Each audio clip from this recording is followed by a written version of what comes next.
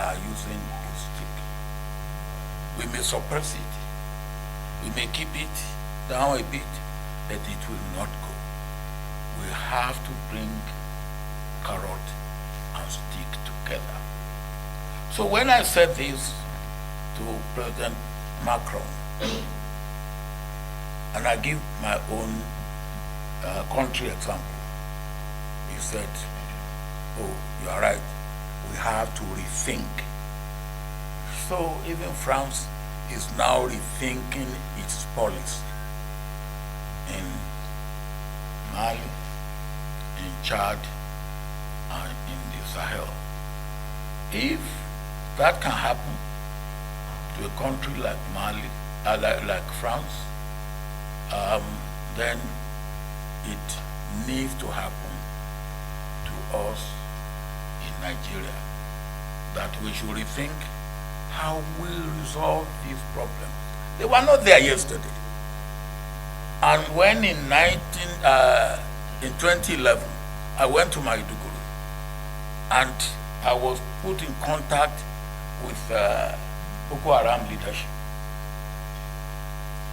And I asked the man who was intimidating, what do you think is the foreign involvement with Boko Haram? And he said maybe 10–15%. I said, how do you come to that? And he said, well, we know them, we know what they bring in, and the people, not much. And that time, it would have been easy to deal with the issue of Boko Haram. Today, the foreign involvement is more than 50%. So it has grown beyond what we can say we deal with quickly. But then, there's still room for dealing with it. But somebody said, yes, we do not need the president, the governors, and the legislatures. We can assemble. Yes, you can assemble. We have assembled here. But there is the aspect of legislation that I have mentioned. We cannot legislate. We can assemble, we can meet, we can recommend, we can appeal, but we cannot legislate. And that is why we must go to them, we must carry them along. And the senator is right. And he cannot do it alone. And it is also our responsibility to do what we need to do, to involve and to carry those who have responsibility to do what they need to do in the best interest of our country and our nation. Now I come and I end up, drop the ball. Almost anywhere I go, almost anywhere I go, people will say, well, Nigeria is not at the table. And that is the truth. Oh yes, Nigeria is not at the table. About a week ago, I was coming from Gambia, where I've gone to observe the election on behalf of the Commonwealth. And when I got to Togo, the president of Togo was waiting for me, and he took me to his house, where I met the former president of Niger, President Yusufu. And they sat me down and said this and that and this and that. Some of the questions they asked me, I cannot answer, because it borders on what they expect Nigeria to do, which they found Nigeria not doing. And how do I answer that? What do I say? So at the end I said, I hear you. And when I get home,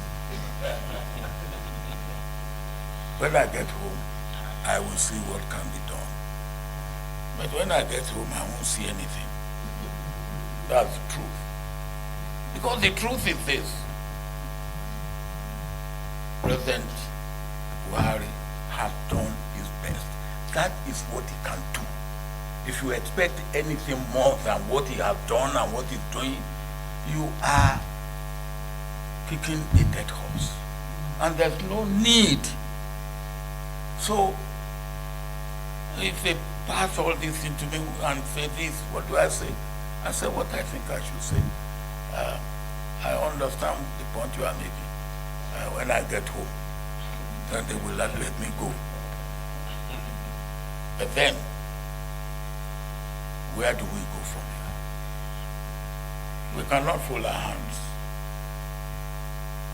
I believe, and that is part of what we are doing here, and what I believe we must continue to do. How do we prepare for post-Buhari era? Buhari has done his best. My prayer is that God will spare his life to see his term through. But what do we have after Buhari? What should we do to make post-Buhari era better than what we have now? That is your responsibility. That is our responsibility. And that we cannot, and it's not a question of passing the buck or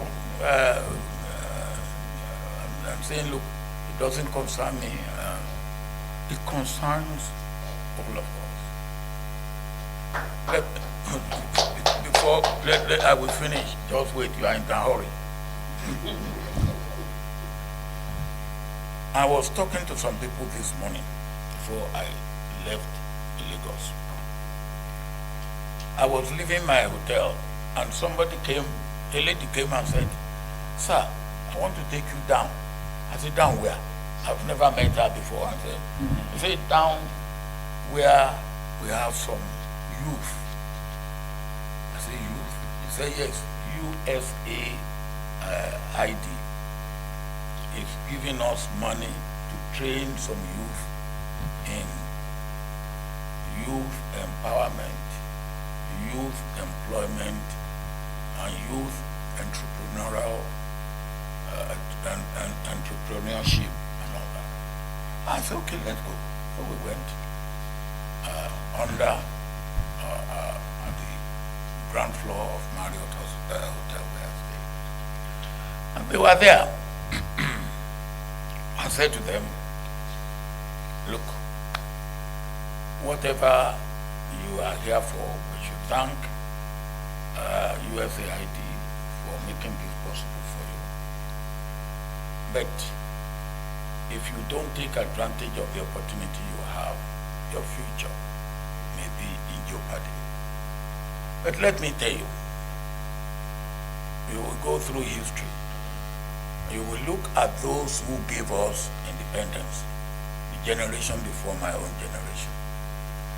And we can crucify them again and again.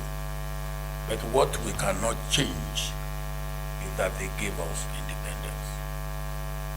We cannot change that." I said, what you will look, when you look at my own generation, which is the generation following the generation of those who gave us independence, you can crucify all of us and take all of us one by one, and including those who are already dead, dig them up and nail them to the wall. I said, but one thing you cannot change is what that generation had done. It fought for the unity of Nigeria, and it laid the foundation of democracy. You cannot change that.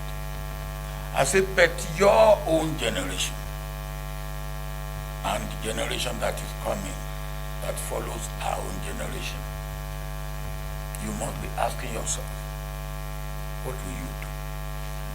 What will they say about you? You have to think about it. And I said, in the last 2.5 months, I've gone to 2 or 3 countries where the youth have now been recognized as an important, in fact, the main factor in election victory. One is Zambia. And the president of Zambia, the new president of Zambia, when I went to him, said, look, I will not have won this election if the youth have not supported me. I will not have won this election if the youth had not supported me. I said, thank you. I told you I just observed the election in Gambia for the Commonwealth. And after the result was declared, I went to the president who had the second term. And he said to me, my father, he was addressing me. Then I look at myself, I said, I then look at his face. Oh, I said, yes, I'm old enough to be his father.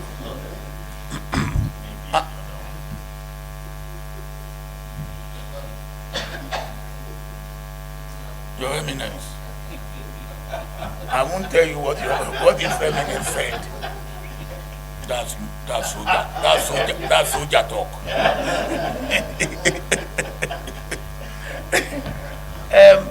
And he said to me, if not for youth support, I would not have won this election. And I don't want to disappoint them. Sir, go and look for me what I will do, not to disappoint you. That is in Gambia. Then I left there, I went to Kenya. I wanted to brief President Uhuru Kenyatta